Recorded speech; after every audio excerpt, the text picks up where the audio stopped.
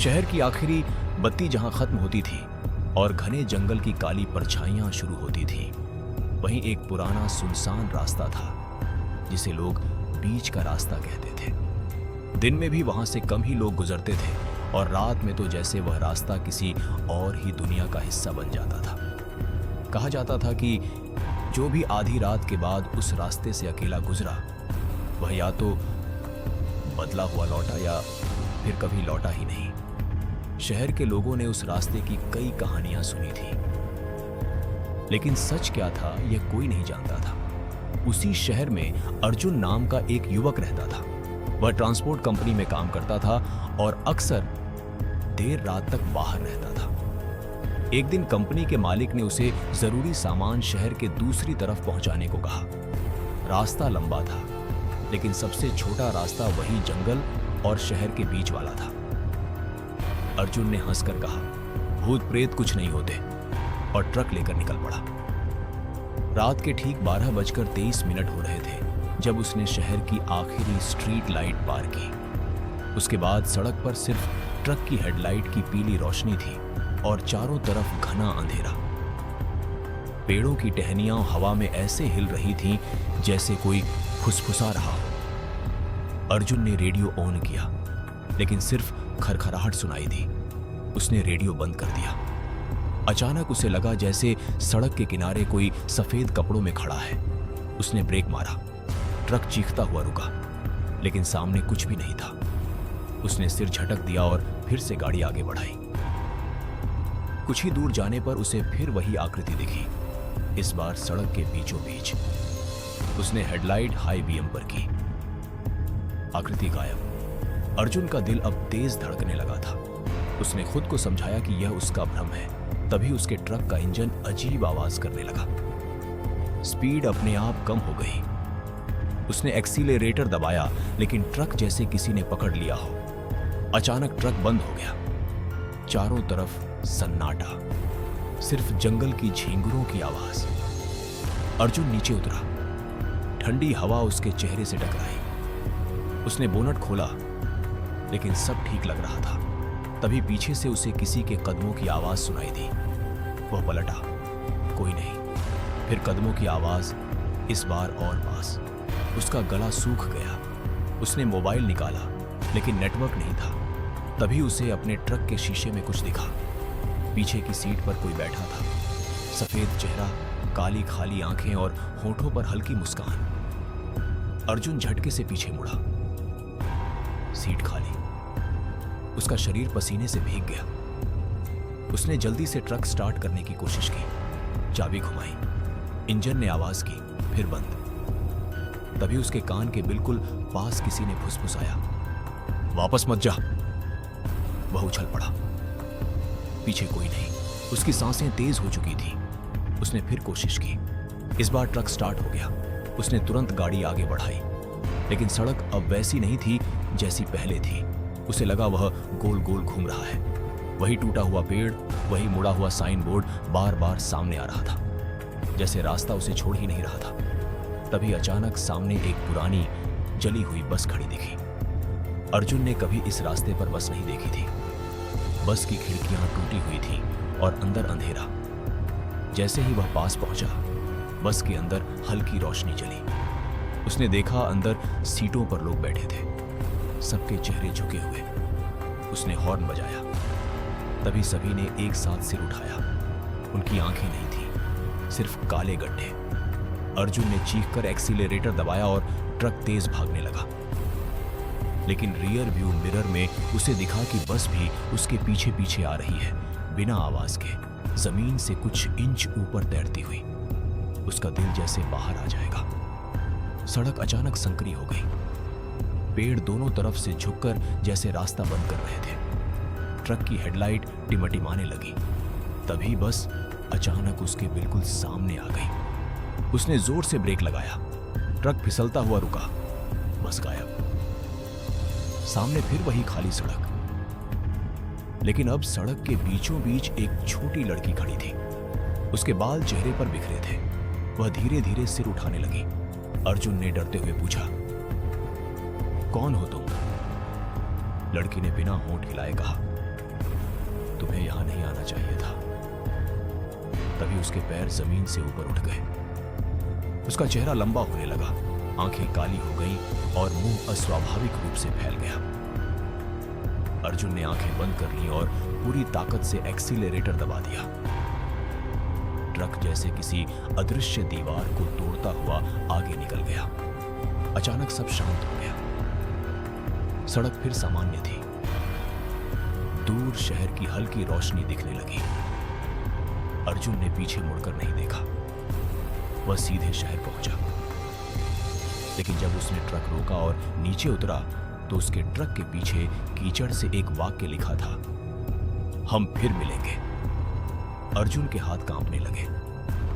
उसने चारों तरफ देखा। शहर की चहल पहल थी, लोग थे, रोशनी थी, लेकिन उसे महसूस हुआ कि कोई अब भी उसके पीछे खड़ा है। उसने धीरे से पीछे देखा और उसकी चीख शहर के शोर में दब गई। अर्जुन की चीख शहर के शोर में भले ही दब गई थी, लेकिन उसके कानों में वह आवाज देर तक गूंजती रही। उसने पीछे मुड़कर देखा तो वहां कोई नहीं था। फिर भी उसे साफ महसूस हो रहा था कि कोई अदृश्य नजर उस पर टिकी हुई है। ट्रक के पीछे कीचड़ से लिखा वाक्य, हम फिर मिलेंगे, धीरे धीरे अपने आप मिटने लगा, जैसे किसी ने गीले हाथ से उसे रगड़ दिया हो। अर्जुन का गला सूख चुका था। वह खुद को समझा रहा था कि यह सब थकान और डर का असर है, लेकिन उसके दिल के अंदर कहीं ना कहीं उसे पता था कि वह रास्ता सिर्फ एक सड़क नहीं था, वह किसी और ही दुनिया का दरवाजा था। अगले दिन उसने किसी को कुछ नहीं बताया। कंपनी के मालिक ने पूछा भी कि देर क्यों हो गई थी, तो उसने बहाना बना दिया कि ट्रक खराब हो गया था। लेकिन रात होते ही उसकी बेचैनी बढ़ने लगी। जैसे ही घड़ी ने 12 बजाए, उसके मोबाइल पर एक अनजान नंबर से कॉल आई। उसने डरते डरते फोन उठाया। दूसरी तरफ सन्नाटा था, फिर वही फुसफुसाती आवाज, वापस आओ। अर्जुन ने फोन काट दिया। उसने नंबर दोबारा मिलाने की कोशिश की, लेकिन स्क्रीन पर सिर्फ एक काला धब्बा दिखाई दे रहा था, जैसे नंबर कभी था ही नहीं। वह पूरी रात सो नहीं पाया। जब भी आंख लगती, उसे वही जली हुई बस दिखती, वही बिना आंखों वाले लोग और वही छोटी लड़की जो हवा में तैर रही थी। तीसरे दिन कंपनी में अचानक खबर आई कि उसी जंगल वाले रास्ते पर एक और ट्रक लापता हो गया है। ड्राइवर का नाम राघव था।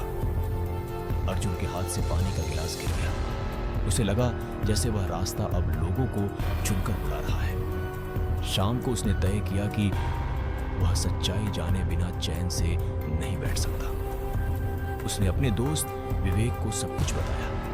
पहले तो विवेक हंसा, लेकिन अर्जुन की हालत देखकर वह गंभीर हो गया। दोनों ने तय किया कि वे दिन में उस रास्ते पर जाएंगे। अगले दिन दोपहर को वे कार लेकर निकल पड़े। शहर की आखिरी बत्ती पार करते ही अर्जुन का दिल फिर तेज धड़कने लगा, लेकिन दिन में सब कुछ सामान्य लग रहा था। वही पेड़, वही मोड़, लेकिन कोई डरावना सन्नाटा नहीं। वे उस जगह पहुंचे जहां अर्जुन का ट्रक बंद हुआ था। वहां सड़क के किनारे एक पुराना पत्थर पड़ा था, जिस पर काई जमी हुई थी। अर्जुन ने पहले कभी उस पत्थर को नहीं देखा था। जैसे ही वह पास गया, उसे पत्थर पर उकेरे हुए शब्द दिखे, यहां से लौट जाओ। विवेक ने मजाक में कहा, किसी ने डराने के लिए लिखा होगा। तभी अचानक हवा तेज चलने लगी। पेड़ों की टहनियां जोर से हिलने लगी। कार का इंजन अपने आप बंद हो गया। विवेक ने चाबी घुमाई, लेकिन कार स्टार्ट नहीं हुई। अर्जुन के माथे पर पसीना आ गया। दिन का उजाला होते हुए भी माहौल अचानक ठंडा और भारी हो गया था। तभी उन्हें दूर से किसी लड़की के रोने की आवाज सुनाई दी। वह आवाज जंगल के अंदर से आ रही थी। विवेक ने कहा, शायद कोई मुसीबत में है। अर्जुन ने उसका हाथ पकड़ लिया। मत जाओ। लेकिन विवेक ने खुद को छुड़ाया और आवाज की दिशा में बढ़ गया। अर्जुन भी मजबूरी में पीछे गया। जंगल के अंदर जाते ही जैसे रोशनी कम होने लगी, पेड़ों के बीच अजीब सी धुंध फैल गई। कुछ कदम आगे जाकर उन्होंने देखा, एक छोटी लड़की जमीन पर बैठी रो रही थी। उसके बाल चेहरे पर थे। विवेक ने पास जाकर पूछा, तुम ठीक हो? लड़की ने धीरे धीरे सिर उठाया। वही काली खाली आंखें। अर्जुन चीख पड़ा, भागो! लेकिन तब तक देर हो चुकी थी। लड़की की हंसी जंगल में गूंज उठी। उसके पीछे अचानक कई परछाइयां उभर आईं, लंबी टेढ़ी मेढ़ी आकृतियां जो इंसान जैसी थी, लेकिन पूरी तरह इंसान नहीं। विवेक पीछे हटने लगा, लेकिन उसके पैर जमीन में धंसने लगे, जैसे मिट्टी उसे पकड़ रही हो। अर्जुन ने पूरी ताकत से उसे खींचा। अचानक सब गायब हो गया, न लड़की न परछाइयां, सिर्फ खाली जंगल। विवेक हाँफ रहा था। उसके पैरों पर कीचड़ लगा था, लेकिन जमीन बिल्कुल सूखी थी। दोनों दौड़ते हुए कार तक पहुंचे। जैसे ही वे अंदर बैठे, कार अपने आप स्टार्ट हो गई। वे बिना पीछे देखे शहर की तरफ भागे। शहर पहुंचकर विवेक ने कहा, यह जगह सामान्य नहीं है, यहां कुछ फंसा हुआ है और वह हमें छोड़ना नहीं चाहता। उसी रात अर्जुन को फिर सपना आया। उसने खुद को उसी जली हुई बस के अंदर पाया। सीटों पर बैठे लोग धीरे धीरे उसकी तरफ मुड़ रहे थे। बस के आगे वही लड़की खड़ी थी। उसने कहा, तुम बचकर नहीं जा सकते, रास्ता तुम्हें चुन चुका है। अचानक बस आग की लपटों में घिर गई। अर्जुन की आंख खुली तो वह अपने कमरे में था, लेकिन कमरे में जलने की हल्की गंध फैली हुई थी। उसने लाइट जलाई। दीवार पर धुएं से एक आकृति बनी थी, बस की आकृति। अब अर्जुन समझ चुका था कि यह सब खत्म नहीं हुआ है। वह रास्ता सिर्फ एक जगह नहीं, एक श्राप था जो शहर और जंगल के बीच फंसा हुआ था और जिसने उसे अपना अगला शिकार चुन लिया था। लेकिन इस बार अर्जुन भागेगा नहीं। उसने तय किया कि वह उस रहस्य को खत्म करेगा, चाहे उसे फिर उसी अंधेरे में क्यों ना उतरना पड़े।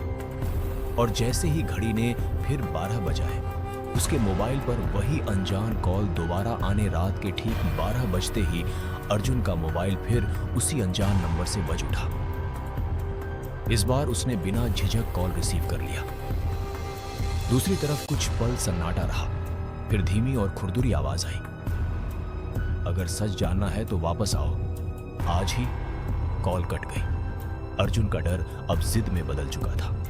उसने तुरंत विवेक को फोन किया और सारी बात बताई। विवेक कुछ देर चुप रहा, फिर बोला, अगर यह सब खत्म करना है तो हमें उस जगह की पूरी कहानी जाननी होगी। दोनों ने तय किया कि पहले शहर के पुराने रिकॉर्ड खंगाले जाएं। अगले दिन वे शहर की पुरानी लाइब्रेरी पहुंचे, जहां दशकों पुराने अखबार और दस्तावेज रखे थे। घंटों खोजने के बाद उन्हें लगभग 15 साल पुरानी एक खबर मिली। खबर में लिखा था कि शहर और जंगल के बीच वाले रास्ते पर एक स्कूल बस रहस्यमय आग में जल गई थी। बस में ड्राइवर समेत 15 बच्चे थे। बचाव दल को बस जली हुई मिली, लेकिन किसी का शव नहीं मिला। घटना को हादसा मानकर फाइल बंद कर दी गई थी, लेकिन कुछ स्थानीय लोगों ने दावा किया था कि आग अपने आप लगी थी और बस के आसपास अजीब परछाइयां देखी गई थी। अर्जुन और विवेक एक दूसरे को देखते रह गए। तस्वीर में जो बस थी वह बिल्कुल वैसी ही थी जैसी अर्जुन ने उस रात देखी थी। अखबार के कोने में एक और छोटी खबर थी। बस के ड्राइवर का नाम रघुवीर था और हादसे से पहले उसने अपने परिवार को फोन कर कहा था कि रास्ते में एक छोटी लड़की अचानक बस के सामने आ गई है। यह पढ़कर अर्जुन का दिल बैठ गया।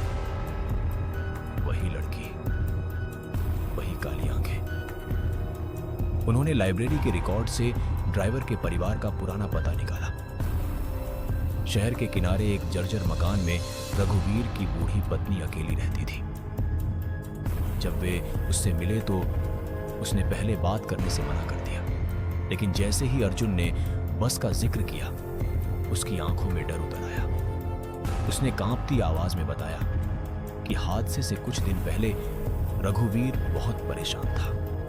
वह कहता था कि जंगल वाले रास्ते पर एक लड़की बार बार दिखाई देती है और बस के सामने आकर खड़ी हो जाती है, लेकिन जब वह ब्रेक लगाता तो वह गायब हो जाती है। हादसे वाली रात उसने फोन पर कहा था, वह फिर सामने आ गई है। इस बार बस रुक नहीं रही और लाइन कट गई थी। बूढ़ी औरत ने रोते हुए कहा, उस दिन से वह रास्ता अभिशप्त हो गया। अर्जुन को अब यकीन हो चुका था कि वह जो देख रहा है वह उसी हादसे से जुड़ा है, लेकिन सवाल था, वे बच्चे और ड्राइवर कहां गए? रात होते ही अर्जुन ने फैसला किया कि वह फिर उस रास्ते पर जाएगा, लेकिन इस बार अकेला नहीं। विवेक उसके साथ था और दोनों ने कैमरा, टॉर्च और रिकॉर्डर साथ लिया। जैसे ही वे शहर की आखिरी बत्ती पार कर जंगल वाले रास्ते में दाखिल हुए, हवा अचानक ठंडी हो गई। घड़ी में 12:16 हो रहे थे। वही समय अर्जुन ने गाड़ी उस जगह रोकी जहां उसे बस दिखी थी। कुछ पल सब शांत रहा, फिर अचानक सड़क के बीच धुंध जमा होने लगी। धुंध के भीतर धीरे धीरे जली हुई बस की आकृति उभर आई। बस इस बार पहले से ज्यादा साफ दिख रही थी। उसकी खिड़कियों के अंदर परछाइयां हिल रही थी। विवेक ने कैमरा ऑन किया। अचानक बस का दरवाजा अपने आप खुला और अंदर से बच्चों की धीमी हंसी सुनाई देने लगी। वह हंसी धीरे धीरे कराह में बदल गई। अर्जुन ने हिम्मत करके बस के अंदर कदम रखा। सीटें जली हुई थी, लेकिन उन पर धुएं जैसी आकृतियां बैठी थी। जैसे ही वह आगे बढ़ा, दरवाजा अपने आप बंद हो गया। बाहर खड़ा विवेक दरवाजा खोलने की कोशिश करने लगा, लेकिन वह हिल भी नहीं रहा था। बस के अंदर अचानक ठंड और बढ़ गई। सामने वही छोटी लड़की खड़ी थी। इस बार उसके चेहरे पर मुस्कान नहीं थी, बल्कि उदासी थी। उसने धीरे से कहा, हम फंसे हुए हैं। अर्जुन ने कांपती आवाज में पूछा, क्यों? लड़की की आंखों से काली धुंध निकलने लगी। उसने कहा, क्योंकि किसी ने हमें जाने नहीं दिया। तभी बस के पीछे की सीट पर एक धुंधली आकृति उभरी।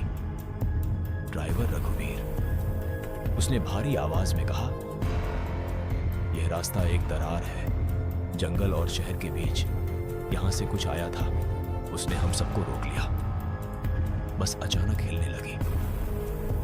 बाहर खड़ा विवेक देख रहा था कि बस जमीन से कुछ इंच ऊपर उठ गई है। अर्जुन ने महसूस किया कि जमीन उसके पैरों के नीचे से गायब हो रही है। लड़की ने उसका हाथ पकड़ लिया। उसका स्पर्श बर्फ जैसा ठंडा था। उसने कहा, अगर तुम हमें मुक्त कर सको तो यह सब खत्म हो जाएगा। अर्जुन ने पूछा, कैसे? तभी बस की खिड़कियों के बाहर पेड़ों की जगह काला शून्य दिखने लगा, जैसे बस किसी और ही दुनिया में प्रवेश कर चुकी हो। ड्राइवर की आवाज गूंजी, जिसने दरार खोली थी उसे बंद करना होगा। अचानक अर्जुन के दिमाग में एक बात कौंधी। लाइब्रेरी में पढ़ी खबर में लिखा था कि हादसे से एक दिन पहले सड़क चौड़ी करने का काम हुआ था और जंगल के किनारे एक पुराना पत्थर हटाया गया था, जिस पर कुछ प्राचीन निशान बने थे। शायद वही पत्थर, वही दरार। बस के अंदर चीखें गूंजने लगी। लड़की का चेहरा फिर डरावना होने लगा, जैसे वह किसी और रूप में बदल रही हो। उसने कहा, जल्दी करो, वरना तुम भी हमारे साथ रह जाओगे। अर्जुन ने पूरी ताकत से दरवाजे की ओर दौड़ लगाई। अचानक दरवाजा खुल गया और वह बाहर गिर पड़ा। बस धुंध में गायब हो गई। विवेक ने उसे उठाया। दोनों हाँफ रहे थे। अर्जुन ने तुरंत कहा, हमें वह पत्थर ढूंढना होगा जिसने यह सब शुरू किया। जैसे ही वे कार में बैठे, दूर जंगल के अंदर से फिर वही हंसी गूंजी, इस बार पहले से ज्यादा तेज, और सड़क पर धुंध फिर फैलने लगी। जंगल के भीतर गूंजती वह हंसी इस बार पहले से कहीं ज्यादा तेज थी, जैसे कोई अदृश्य शक्ति उन्हें चुनौती दे रही हो। अर्जुन और विवेक कार में बैठे कुछ पल तक सांस संभालते रहे। फिर अर्जुन ने दृढ़ आवाज में कहा, अब पीछे हटने का कोई मतलब नहीं है। अगर यह सब उसी पत्थर की वजह से शुरू हुआ है तो उसे ढूंढना ही होगा। विवेक ने सिर हिलाया। दोनों ने टॉर्च उठाई और जंगल के उस हिस्से की तरफ बढ़े जहां सड़क चौड़ी करने का काम हुआ था। रात गहरी हो चुकी थी, लेकिन अजीब बात यह थी कि आसमान में बादल नहीं थे, फिर भी चांद की रोशनी जमीन तक नहीं पहुंच रही थी। जैसे पेड़ों की शाखाएं किसी पर्दे की तरह रोशनी को रोक रही हों। चलते चलते उन्हें जमीन पर खुदाई के पुराने निशान दिखाई दिए। मिट्टी उखड़ी हुई थी और कुछ दूर पर एक बड़ा गड्ढा नजर आया। अर्जुन को याद आया, लाइब्रेरी में पढ़ा था कि मजदूरों ने एक भारी